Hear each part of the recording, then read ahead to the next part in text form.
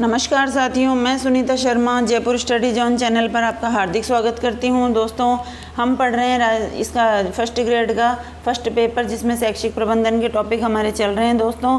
तो इसमें आज का हमारा टॉपिक रहेगा Rajasthan state open school RSOS।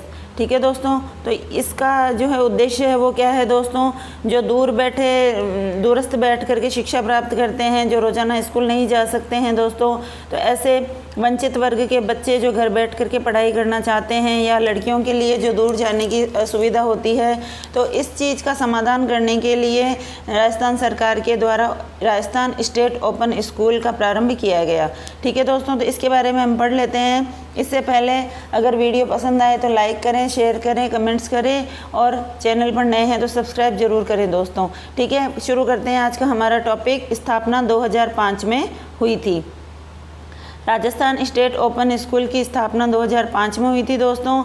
और इसका पंजीकरण अधिनियम से भी सवाल कई बार पूछे जा सकते हैं। तो देखिए कौन सा अधिनियम है, 1958 का राजस्थान संस्थान पंजीकरण अधिनियम 1958 के तहत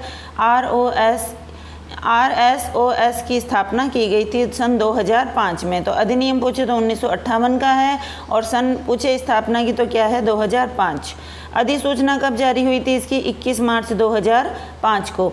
21 मार्च 2005 को इसकी अधिसूचना जारी हुई थी। आदर्श वाक्य है इसका, सभी तक सबके लिए। सभी तक सबके लिए मतलब शिक्षा जो है सभी तक पहुँचे और सबके लिए होनी चाहिए। तो राजस्थान स्टेट ओपन स्कूल यानी सभी के लिए ओपन है। यहाँ पर हम जो है देखिए कम परसेंटेज वाले बच्चे होते हैं, या दूसरे बोर्डों से जो है शिक्षा बोर्डों से पास नहीं हो पाते हैं, तो प्रत्येक बच्चा अगर उसकी पढ़ने की इच्छा है और वो उसके परसेंटेज अच्छे नहीं बन रहे हैं, वो फेल हो गया है, तो भी क्या है स्टेट ओपन स्कूल से जो है उत्तीर्ण की जा सकती है। तो ऐसी सुविधा देने के लिए जो है सरकार के द्वारा RSOS स्थापित किया गया, जो सन 2005 का है। अधिनियम है 1958। अधिसूचना इसकी जारी हो गई थी 21 मार्च 2005 को। आधार वाक्य है इसका, सभी तक सबके लिए। आगे देखते हैं हम इसके कार्य। आगे देखिए, राजस्थान स्टेट ओपन स्कूल के कार्य हैं शैक्षिक अवसर प्रदान करना, यानी सभी को शिक्षा का अवसर देना। इसके अलावा देखिए इम्पोर्टेंट है, ग्रामीण लड़कियों और महिलाओं को स्कूली शिक्षा देना। गांव की लड़कियां होती है दोस्तों, महिलाएं होती है, शादी के बाद में मान लो वो विद्यालय नहीं जा सकती है, या लड़कियां होती है, कोई ना कोई जिम्मेदारी होती है, तो वो घर बैठ करके ही अपनी शिक्षा को आगे बढ़ा सकती है। इसके अलावा देखिए SC, ST, PH और वंचित वर्ग की स्कूली शिक्षा से जोड़ना। ये जो वंचित वर्ग के होते हैं तो ज़रूरी नहीं है महिलाएं ही, कभी कभी देखो लड़के और पुरुष भी जो होते हैं वो शिक्षा से वंचित रह जाते हैं किसी न किसी कारण से, तो वो क्या है घर बैठे ही इस स्टेट ओपन स्कूल की सुविधा से जो है शिक्षा प्राप्त कर सकते हैं। आगे है दूरस्थ और मुक्त शिक्षा प्रणाली है। दूरस्थ मतलब कितनी भी दूर हम बैठे हों, जैसे दिल्ली में ओपन स्कूल है दोस्तों, इंदिरा गांधी के नाम से, इग्नू के नाम से है।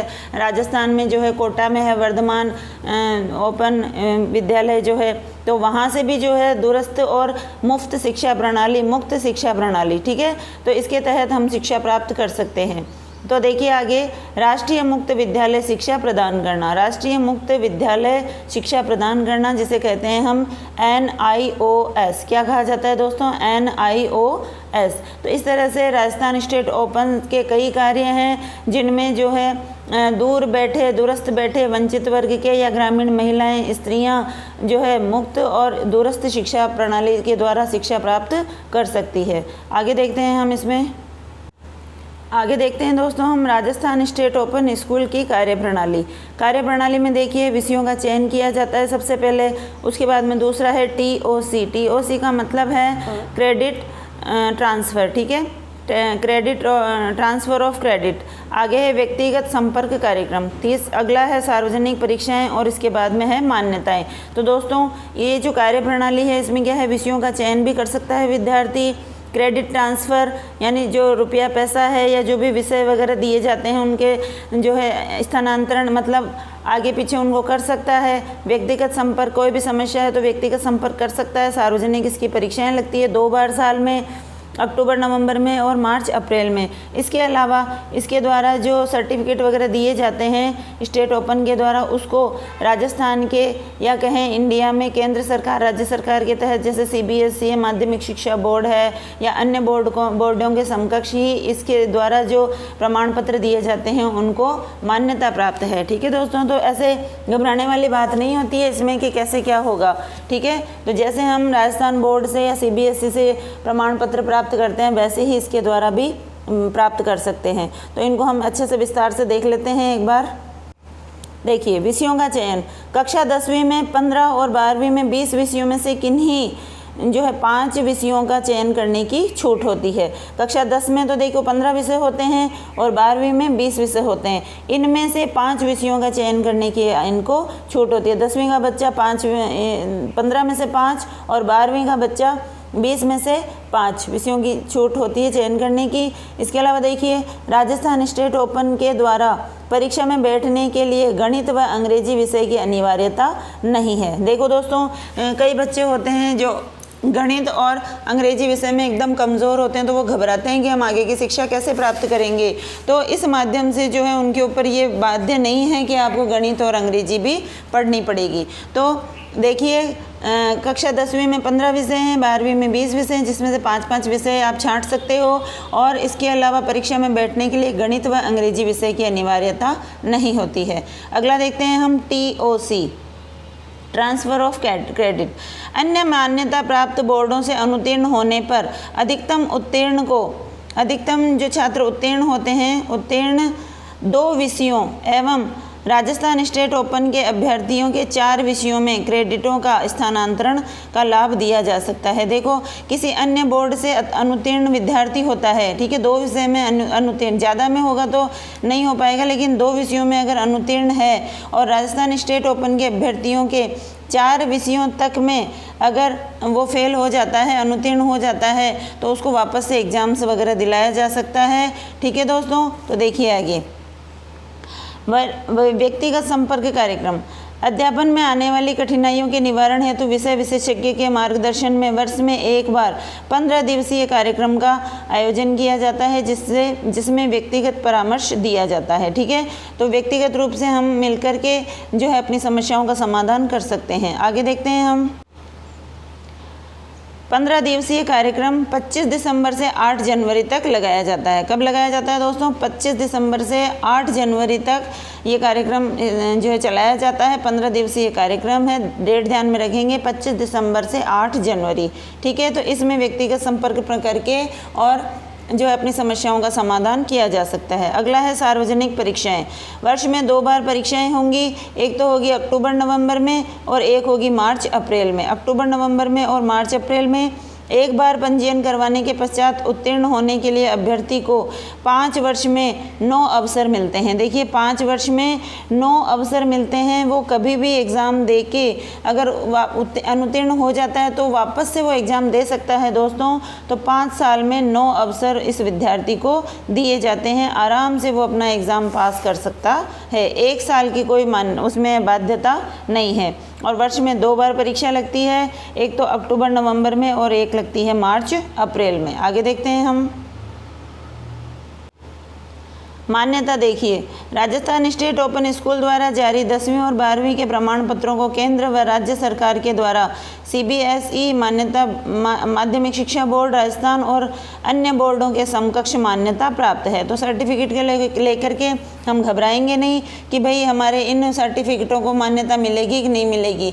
आराम से, कोई दिक्कत नहीं है। जैसे हमारे माध्यमिक शिक्षा बोर्ड की मार्कशीट कहीं पर भी चल सकती है, वैसे ही स्टेट ओपन स्कूल की मार्कशीट भी हर जगह मान्यता दी जाती है इसको। तो रेलवे बोर्ड और सेना में भी इसको मान्यता प्राप्त है। तो कहीं से भी हम जो है ओपन स्कूल से हम मान्यता प्राप्त सर्टिफिकेट प्राप्त कर सकते हैं परीक्षा दे करके। तो इसमें कोई घबराने वाली बात नहीं होती है। अगला देखते हैं हम। देखिए, राजस्थान स्टेट ओपन स्कूल की विशेषताएं क्या है दोस्तों?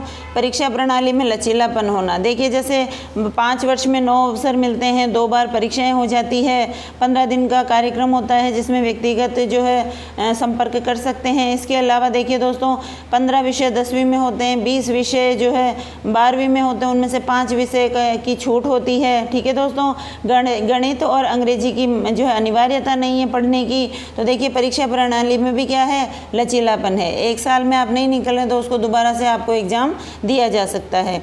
अगला देखिए पाठ्यक्रम की सरलता और सहजता। अंग्रेजी और गणित नहीं होते हैं दोस्तों तो पाठ्यक्रम सरल ही हो जाता है। विद्यार्थी जो है तनाव मुक्त रहते हैं। ज्ञान का सुदृढ़ीकरण कि भाई कुछ तो पढ़ेगा बच्चा, ज्ञान तो लेगा ही, उसको जो है एजुकेशन तो मिलेगी ही। इसके अलावा देखिए ज्ञान का संवर्धन होना, विद्यार्थियों का आत्मविश्वास पैदा होना। विद्यार्थी जो है कमज़ोर बालक होते हैं, उनके आत्मविश्वास डगमगा जाते हैं कि हम कैसे क्या कर पाएंगे। तो इससे क्या है उनमें आत्मविश्वास पैदा होता है, क्योंकि देखो कि पढ़ाई का मानस तो कभी भी बन सकता है। जरूरी नहीं है कि 10वीं में जो 3rd डिवीज़न आया है वो आगे जाके IAS ऑफिसर नहीं बन सकता है। आगे जाके अगर उसकी बुद्धि जागृत हो जाती है तो ऐसे बच्चे जो है शिक्षा प्राप्त कर सकते हैं। ठीक है दोस्तों, तो ऐसे बच्चों के लिए ये बोर्ड जो है काफ़ी अच्छे होते हैं, जो कभी भी उनके मन में अगर शिक्षा प्राप्त करने की ललक पैदा हो तो वो अपनी शिक्षा को आगे बढ़ा सकते हैं। आगे देखिए बालिका शिक्षा को बढ़ावा देना और SC ST विकलांग और वंचित वर्ग को प्राथमिकता देना और कामकाजी पुरुष और महिलाओं को भी प्राथमिकता देना। तो ऐसे लोगों के लिए है दोस्तों ये जो फ्री नहीं होते हैं, जिनके कोई ना कोई मुसीबत होती है, वे एक स्थान से दूसरे स्थान पर आराम से जा नहीं सकते हैं। तो ऐसे लोगों के लिए और महिलाओं के लिए, ख़ास तौर से बालिकाओं के लिए जिनके गाँव में क्या है स्कूलें दूर दूर होती है दोस्तों, तो उनको क्या है 8वीं 10वीं तक तो पढ़ा दिया जाता है, लेकिन आगे की एजुकेशन के लिए बाहर नहीं भेज सकते हैं। तो ऐसे लोगों के लिए, वंचित वर्ग के लिए, SC ST के लिए, महिला पुरुष कामकाजी हैं, सबके लिए क्या है राजस्थान स्टेट ओपन स्कूल जो है हाजिर है और इसके द्वारा जो सर्टिफिकेट दिया जाता है उसको मान्यता भी प्राप्त है। आराम से अपने मनपसंद सब्जेक्ट चुन सकते हैं, आराम से तनाव मुक्त होकर के एग्ज़ाम दे सकते हैं। ठीक है दोस्तों, तो ये हमने पढ़ा है, छोटा सा टॉपिक है हमारा RSOS Rajasthan state open school.